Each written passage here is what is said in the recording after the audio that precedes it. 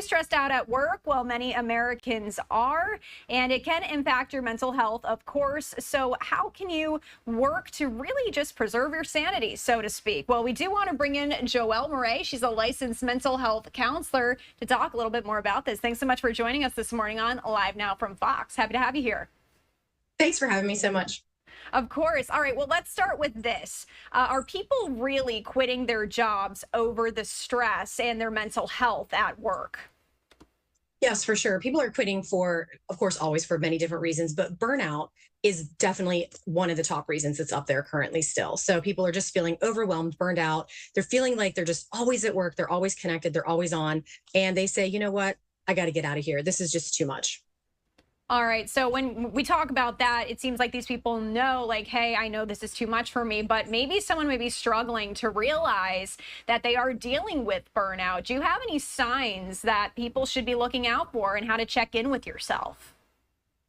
Yeah, that's such a great question. And, we have definitely physical health signs as well as mental health signs. On the physical health side, sleeplessness, just no matter how much sleep you get, you're always still tired.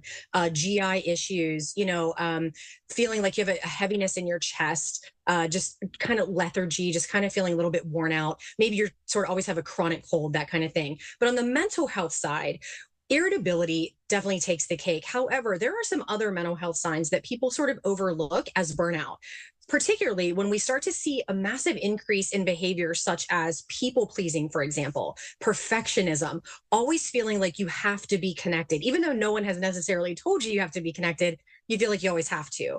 And even though you've left work for the day, you're still thinking about work. You're still thinking that, I got to respond to that email right away. I got to get that text message right away. And even if those things aren't there, you're just thinking about work all the time. These are really clear signs in your mental health that you're burned out. Yeah, and I mean, we have work dreams too, right? I know people I talk to say, I dreamed about work last night. And so, yeah, That's people true. do feel like sometimes maybe they can't escape work. So if that's the instance for some people, how do you disconnect?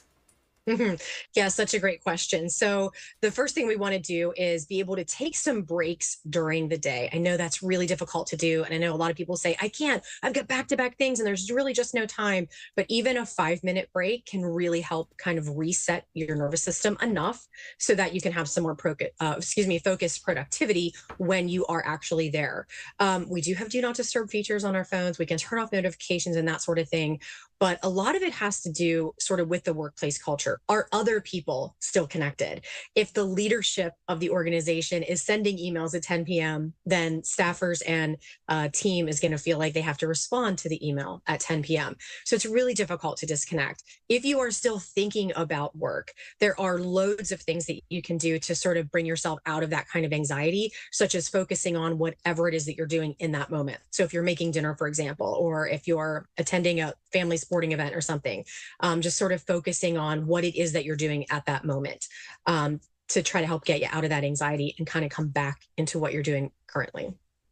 Can we talk a bit about what workplaces may be doing? Because you just listed some great tips on how you can help yourself.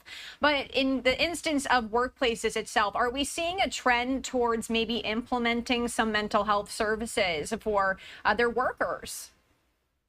Yeah, certainly. There are all sorts of things like employee assistance programs and encouraging employees to, take breaks or even meditate or whatever. However, it has to be more than just a policy that's written down. This has to be something in order to truly be effective.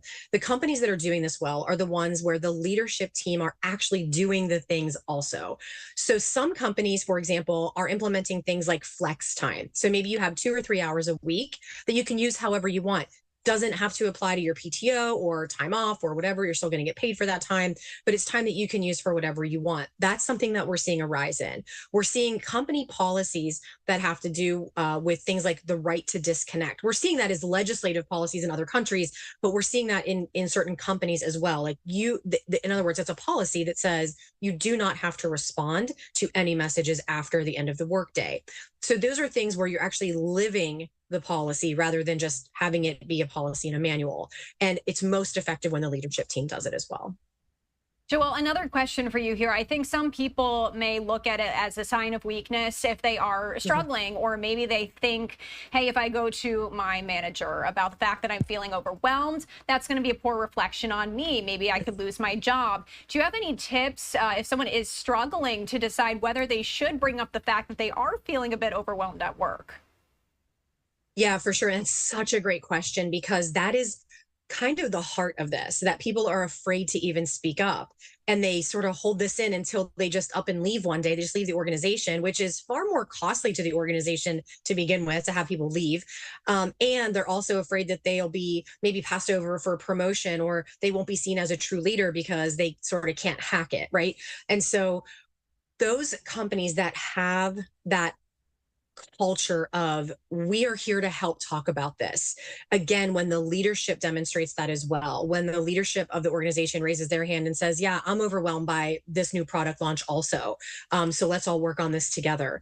And when we're able to actually feel safe, psychologically safe enough in the workplace where we can bring these things up and not have any sort of reprimand or retribution because of it, that's how we're going to see employees retain in place, and you're going to be able to attract higher quality talent as well in the long run. But again, it's living the policy. It's one thing to say, we're here for you, let us know if you're having some issues, or use your EAP, go see a counselor. Those are wonderful tools as well, but we really have to be able to have these conversations out loud and acknowledge that, hey, we're exhausted and we just can't keep going at this pace. All great tips there. Is there anything else you'd like to add to the conversation before we let you go here?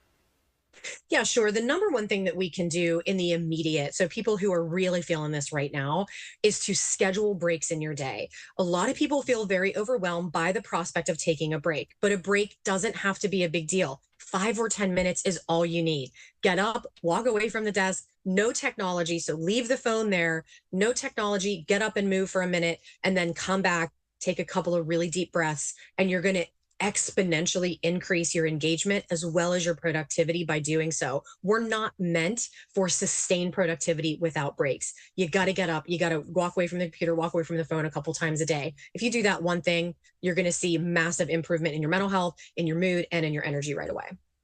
Thank you so much for joining us this morning, and a lot of great tips there. And hopefully our viewers feel more comfortable about speaking out if they do need a break. So thank you so much.